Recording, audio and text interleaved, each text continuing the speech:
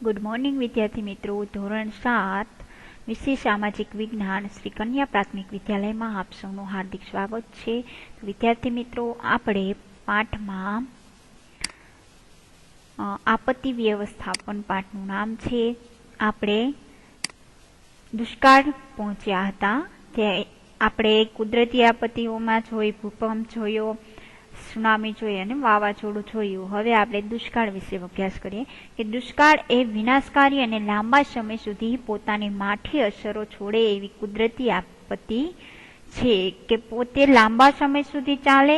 કેમ કે દુષ્કાળ પડે તો વરસાદ ન આવે તો જમીનમાં ઉત્પાદન થાય નહીં, જમીનમાં ઉત્પાદન ન થાય તો માણસનું જીવન કેવી રીતે છે, ખેતી ઉપર આધારિત હોય, ખેતી ઉપર નિર્ભર હોય, એ લોકો પોતાની રોજગાર કેવી રીતે પૂરું પાડે, પોતાનું જીવન જરૂરિયાત ચીજ વસ્તુઓ તથા ખાવા પીવાનું, અનાજનું એ બધું કઈ રીતે પૂરું પાડે. ત્યારબાદ ઉદ્યોગોમાં પણ માઠી અસરો પહોંચે, કારણ કે ઉદ્યોગોમાં જે પણ કંઈ ઉત્પાદન આવે છે, માલ આવે છે, એ બધો આપણે ખેડૂતો દ્વારા જ પહોંચે છે. તો કપાસિયામાંથી તેલ બને તો એ ત્યારબાદ અનાજ, કઠોળ, તો આ બધું છે દુષ્કાળને લીધે જોવા મળે છે. જે માઠી અસર બેસે છે જો દુષ્કાળ પડે તો. આ આપત્તિ સમગ્ર જીવસૃષ્ટિના અસ્તિત્વ માટે અત્યંત આવશ્યક એવા પાણી અને ખોરાક સાથે જોડાયેલી છે. મોસમી આબોહવામાં દુષ્કાળ સમયાંતરે પડે એવી લાક્ષણિકતા છે કે સમય જતા મોસમી આબોહવા જે પ્રદેશમાં હોય ત્યાં આવું દુષ્કાળ પડે એવી લાક્ષણિકતા છે. જે વર્ષે વરસાદ ઓછો કે સાવ ના વરસે ત્યારે આ સમસ્યા ઉદ્ભવે છે કે સાવ જ્યાં વરસાદ જ ન વરસે, સૂકી આબોહવા હોય ત્યાં આવું થાય છે. અછતની સ્થિતિમાં ખેતી અને જીવસૃષ્ટિને પાણીના અભાવે એટલે કે પાણી ન હોય તો હાનિ થાય છે. મનુષ્ય માટે અનાજની પણ સમસ્યા ઊભી થાય છે. પાલતુ પ્રાણીઓ માટે ચારાની એટલે કે આપણે જે ઘાસચારો નાખીએ છીએ એ પણ સમસ્યા જો દુષ્કાળ પડે તો સર્જાય. અગાઉ દુષ્કાળમાં ભૂખમરાથી ભારે જાનહાનિ થતી હતી અને આધુનિક સમયમાં યોગ્ય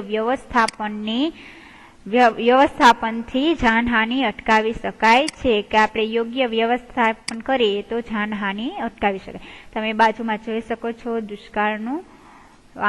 દુષ્કાળની પરિસ્થિતિનું ચિત્ર.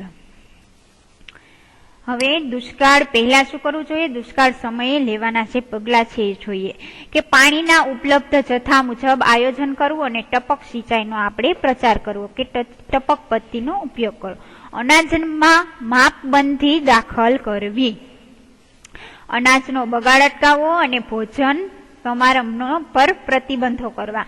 ત્યાર પછી છે દુષ્કાળ દરમિયાન, દુષ્કાળ હોય ત્યારે શું કરવું કે રાહત દરે અનાજની વિતરણની વ્યવસ્થા ગોઠવવી, તાકીદ સિવાયના બાંધકામ બંધ કરાવવા એટલે કે જરૂરી જ બાંધકામ કરાવવા અને અનાજ ઘાસચારાની સંગ્રહખોરી સામે જે સંગ્રહ કરી રાખે, સંગ્રહખોરી એને કહેવાય, એની સામે પ્રતિબંધાત્મક પગલાં ભરવા જોઈએ.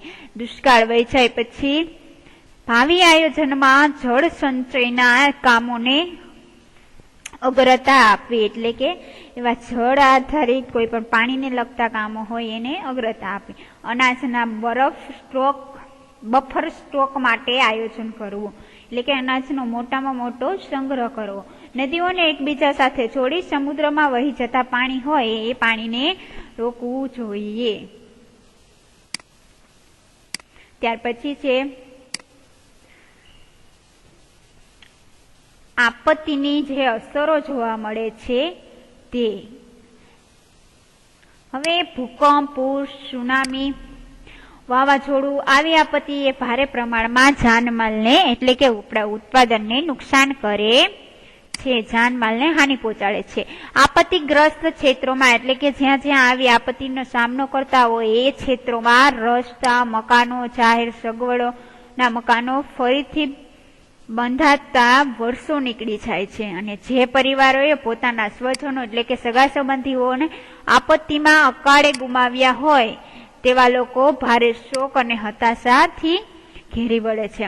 જે પરિવારોમાં કમાનાર વ્યક્તિ જ ગુમાવ્યો હોય તેમની સ્થિતિ કેવી હોય છે? ભારે કફોડી હોય છે. આપત્તિમાં જે લોકો કાયમી વિકલાંગતાના ભોગ બન્યા હોય તેમના પુનર્વસનની સમસ્યાઓ પણ ભારે વિકટ હોય છે. કે પાછું એ કોઈનો હાથ ભાંગ્યો હોય કે કોઈ વિકલાંગ થઈ ગયો એટલે કે કોઈની આંખ જતી રહી હોય, આવી આપત્તિને લીધે જે સમસ્યા સર્જાય છે તો એને ફરીથી રિકવર થવામાં ઘણી વાર લાગે છે.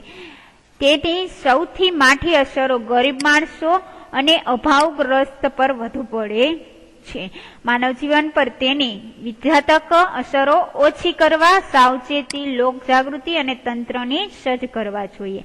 આવા પગલાં ભરવાથી તેની વિનાશક તીવ્રતા આપણે ઓછી કરી શકીએ છીએ. કે આપત્તિથી આપણે બચવું હોય તો એ સાવચેતી રાખવી જોઈએ, લોક જાગૃતિ રાખવી જોઈએ અને તંત્રને પણ આનાથી સજ્જ કરવું જોઈએ. આપત્તિ એક અકસ્માતોની કેટલીક ઘટનાઓ હોય છે એ માનવ સર્જિત પણ હોય છે. અકસ્માત છે એ માનવ સર્જિત આપત્તિ છે. જો આપણે સાવચેતી કે આગમચેતી દાખવીએ તો આવી ઘટનાઓને આપણે નિવારી શકીએ છીએ. ઘણીવાર આપત્તિ સમયે લોકો રાહત કે બચાવ કાર્યમાં મદદરૂપ થવાને બદલે તે કામગીરીમાં અવરોધ ને વિલંબ પહોંચાડે છે. તે રીતે વાહનો ઉભા રાખીને પોતે મોબાઈલ ફોનથી વિડીયો ઉતારવા માંડે છે. કે અમુક આપણે જોઈએ કે અકસ્માત એવો થયો હોય તો એ મદદ કરવાને બદલે અવરોધ ઉભો કરે છે કે વિડીયો ઉતારવા માંડે છે મોબાઈલ કાઢીને, અને જેના લીધે અસરગ્રસ્તોના જીવનમાં ભારે જોખમ સર્જાય છે. આવા સમયે આપણે રાહત બચાવ કાર્યની કામગીરી અને તંત્રને મદદરૂપ થવું જોઈએ. હવે જાણવા જેવું છે કે તીડ છે તો એ પ્રકોપ જૈવિક એક આપત્તિ છે. આપણે ખબર હોય તો તીડનો હમણાં ઉપદ્રવ વધી ગયો હતો. કે તીડ એ કેવું છે, કીટક વર્ગમાં આવતું છે કે તેની 11,000 થી પણ વધારે પ્રજાતિઓ જોવા મળે છે તીડની. અને વળી તે ઝુંડમાં રહેવાનું પસંદ કરે છે. કે એક જ ન હોય, ઝુંડ હોય આખું.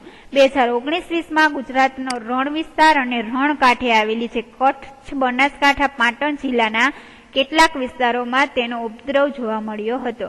અને ગુજરાત રાજ્યમાં મળેલા તીડ, જેને રણ તીડ કે ખાવધરા તીડ તરીકે પણ ઓળખાય છે, આ પ્રજાતિ તીડ જે કરોડોની સંખ્યામાં ઝુંડ રૂપે ત્રાટકે છે અને તે પાકને નુકસાન પહોંચાડે છે. તેના જીવનકાળમાં દરમિયાન પોતાના વજનથી 1000 ગણું તે તો ખાઈ જાય છે. એનું વજન હોય છે એનાથી તો 1000 ગણું તે ખાઈ જાય છે. અને પોતાના સ્થળાંતર એટલે કે બીજે જે માર્ગે જતા હોય એ સ્થળાંતર માર્ગમાં એ જ્યાં ઉતરે ત્યાં ખેતી પાક, જે લીલો વનસ્પતિ હોય એ વૃક્ષોના પાંદડાને આહાર બનાવીને એ વિસ્તારના ખેતી પાકોને શું કરે છે, સફાચટ કરી મૂકે છે. એટલે આખો પાક સફાટ કરી નાખે છે. જે ક્ષેત્રોમાં તીડોનો ઉપદ્રવ થાય ત્યાં ખેતી પાકોના અભાવે અનાજની દુષ્કાળ જેવી પરિસ્થિતિ થાય છે. જો કે આજના આધુનિક વાહન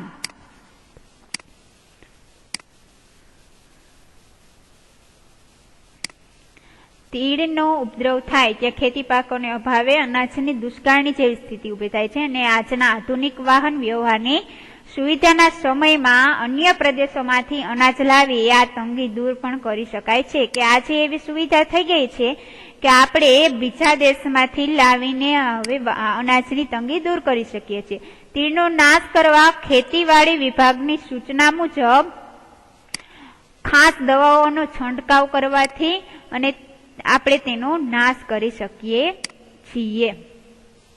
હવે સ્વાધ્યાયના પ્રશ્નો છે વિદ્યાર્થી મિત્રો, તે તમારી નોટબુકમાં એકવાર નોંધી અને લખવાના છે અને વાંચવાના છે. ત્યાર પછીનો પાઠ છે એ આપણે પછીના લેક્ચરમાં જોઈશું. Thank you.